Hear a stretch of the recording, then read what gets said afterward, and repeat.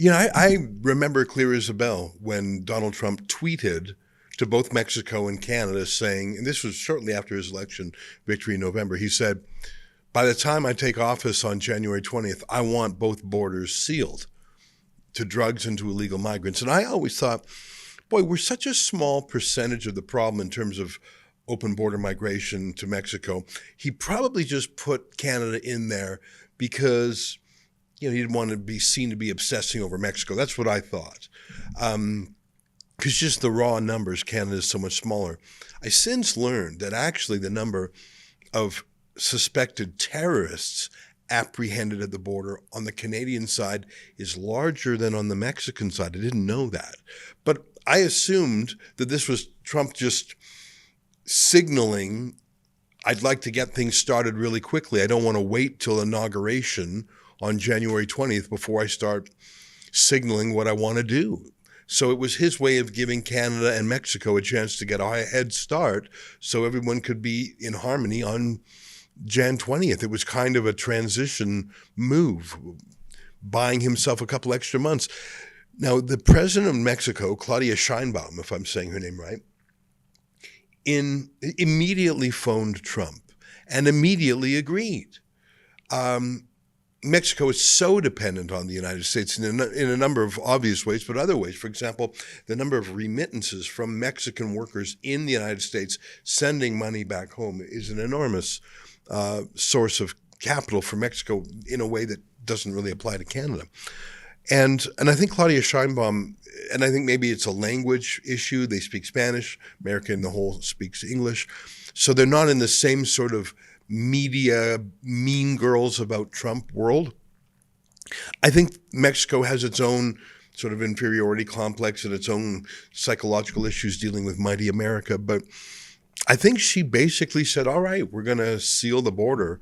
It really wasn't on them. It was on Biden, wasn't it? But in the case of Canada, as you know,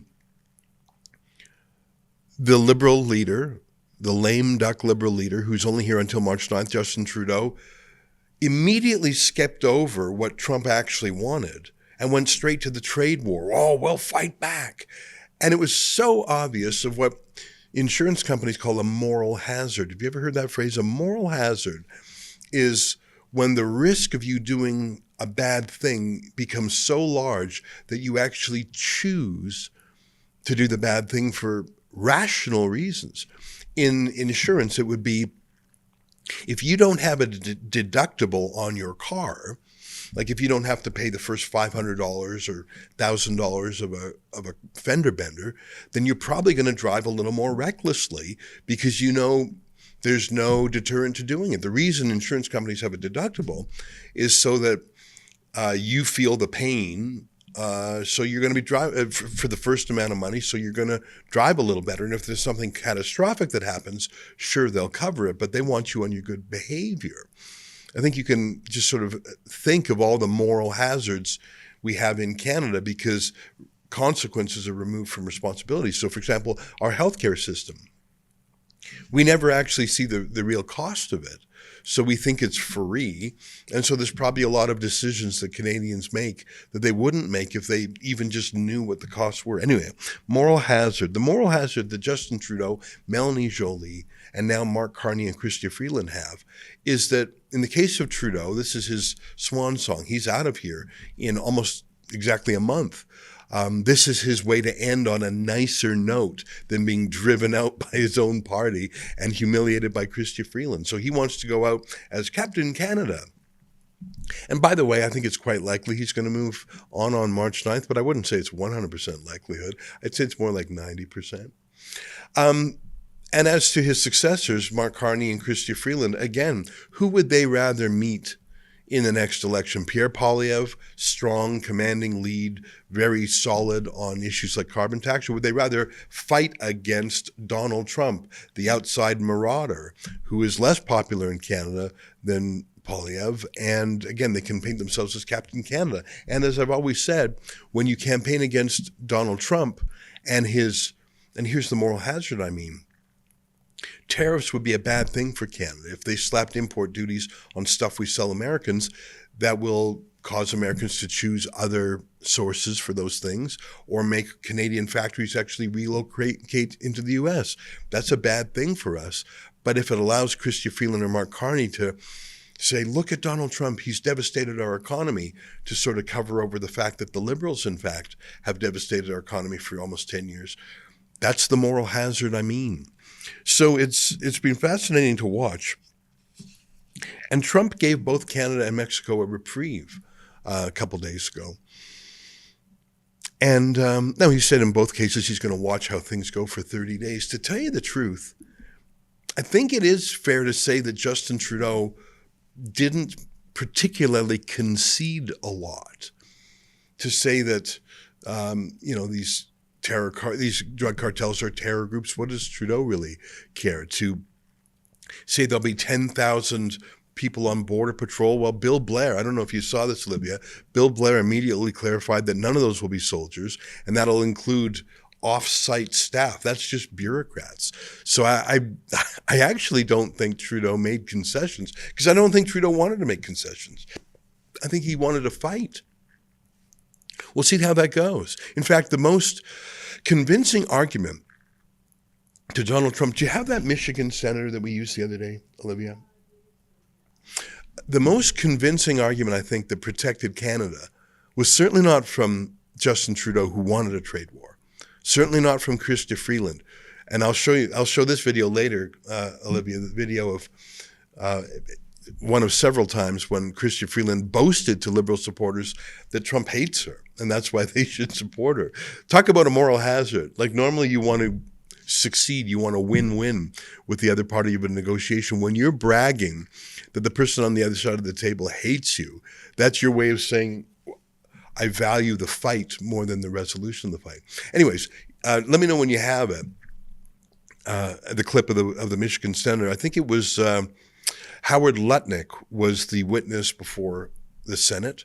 Lutnick is the Commerce Secretary for Donald Trump, and a senator from Michigan, who I think is Democrat, I'd have to double check, was explaining why import tariffs would hurt American automakers. And go ahead and play a clip. I think you have it on the screen there. You know, I know that tariffs are certainly a powerful and a positive tool that can be used, but they need to be used strategically. They need to be used thoughtfully. And that's why I called for 100% tariffs on Chinese vehicles last year. And while I'm going to continue to fight for aggressive trade policy when it comes to our relations with China. As a senator from Michigan, I'm particularly focused on manufacturing. We know how to make things in Michigan. And I don't think you can be a great country if you don't actually make things, and that's what we do in my state. And I want to work with the administration to make sure we're growing that sector as well as creating good-paying jobs that result from manufacturing. However, I am concerned that President Trump's plan to impose tariffs on Canada and Mexico before the rest of the world, in fact, it could be in a matter of days, is what we are hearing, could hurt our manufacturers who do considerable trade back and forth, as we discussed in the office. Michigan is the home of the top three border crossings in North America. We're two of them. And a lot of that are auto parts that go back and forth. It's a highly integrated industry, and our auto companies are very concerned about what those tariffs might mean to cost, particularly to the cost of vehicles. Already, something we discussed, I'm concerned about the high cost of vehicles. Many families can't afford them now. And if tariffs are put in place that deal with that seamless trade that goes on with Canada, that in the short run could definitely have an impact on prices and make cars even more unaffordable. I don't think that's something the American people want to see, and I'm afraid it would hurt consumers as well as also hurt those workers. So my question for you, sir, is talk me through how those tariffs would be implemented, what you're thinking. And then Lutnick responds that the tariff is the penalty for not fixing the border. He has some interesting thoughts, but wouldn't you say, that's a Democrat senator, his name is Gary Peters, he's from Michigan. Did you hear his case? He is a sanctions and tariffs guy. He wants a 100% tariff on China. Why? Because China is a competitor to Michigan and to America when it comes to cars. But did you hear what he said about how a tariff on auto parts would really hurt American automakers? Because if you know anything about the Ambassador Bridge and Michigan and Ontario, Windsor and Detroit, there really are. It's sort of like that town in Alberta called Lloydminster that's half on the Alberta side, half on the Saskatchewan side. It's an interesting bi-jurisdictional place. And I think that's what Senator Peters was saying there, is the same car is made partly in Canada and partly in the States. If you smack the Canadian side with tariffs, it's going to hurt the whole product. I thought that was the most convincing speech I heard coming from America against tariffs on Canada. The second most convincing person, of course, is Alberta Premier Danielle Smith, who's probably had 100 meetings in Washington, D.C. and other places in the last couple of months. There's an America First case for putting tariffs on products that could or should be made in America. But with the oil sands, you can't move them to America. They stay where they are. On the auto sector, you could move factories into America, but really Windsor is like a satellite of America. They have had free trade for decades. It's called the Auto Pact. Anyways, my point is, these were the people likely who were more effective. That's Senator Peters, who I thought he came across very well. And in fact, I had to Google to check that he was a Democrat. He was so respectful of Lutnick and even Trump. I guess the Senate is slightly less partisan because they have 6-year terms. They're more collegial. There's only 100 of them. The reason we do not have tariffs on our country right now is not because of Trudeau, Carney, or Freeland. They all want them. Understand, they want them for their political careers. Same with Doug Ford. The reason we don't have tariffs in Canada right now is because Danielle Smith convinced the administration that it would be nutty to tax Canadian oil, which just goes to U.S. refineries and then on to gas stations. You're not going to move the oil sands to America, and 100% of that cost is going to be borne by those American refineries. And people like Senator Peters are saying, listen, if you understand the auto industry like I do, you understand it is integrated across the border, and you can't change it like that. That's why we don't have tariffs in Canada today. Now, Trump says he's going to revisit this in 30 days, and he might. And I think there's a list of issues that Trump has other than immigration and drugs. He mentioned that why are there no American banks allowed in Canada? Don't you think that's a good question? While we're at it, why are no American airlines really allowed? Well, actually, I guess they do fly in and out, but there's a lot. Here's a better example, cell phones. You know, have you ever Googled what cell phone prices like data are in other countries? Canada has literally like the first or the second most expensive cell phone costs in the world. It's because they're protected from competition from the U.S. How much do you love Rogers or Bell or TELUS? I have, over the course of my life, had cell phones with each of those companies. They are all terrible people. And they're terrible people because they don't have to be good. In a normal market, everyone's jostling for the clients and they're trying to be friendly. I mean, think of how competitive, say, the restaurant industry is, the service, the hospitality industry. They're called these nice things because they're trying to love you and woo you and win your heart. When was the last time a cell phone company treated you with love and respect and hospitality? Why aren't they called hospitality or service industries? Because they don't have to be. Again, there's a kind of a moral hazard there too when you think about it, because you can't escape the monopoly or the oligopoly. You can't escape Bell, Shaw, and Rogers because where's T-Mobile? Where's Vodafone? I don't even know what they're called in America. And I know T-Mobile and AT&T. I don't know all the names of the different cell phone companies. Why can't I choose one of them? I don't have to. Why can't I choose an American bank? I'm not going to be forced to, but why can't I choose to? And that's one of the reasons we have the worst banks and the worst cell phone companies in the world. It's a moral hazard. And by the way, I think once we deal with the border thing, Donald Trump might come for those others.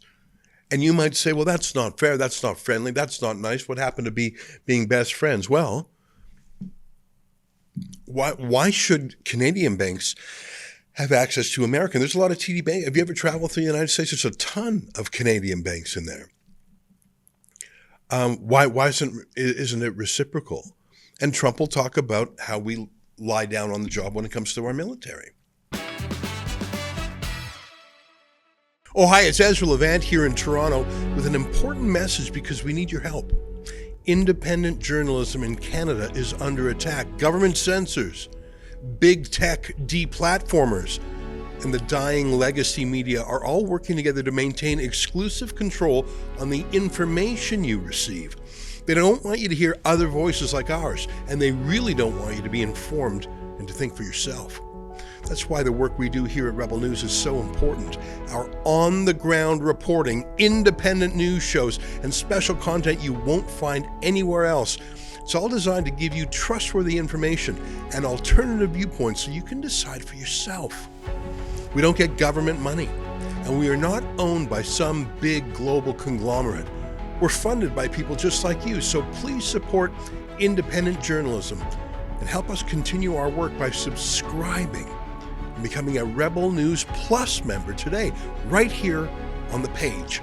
Go to rebelnewsplus.com.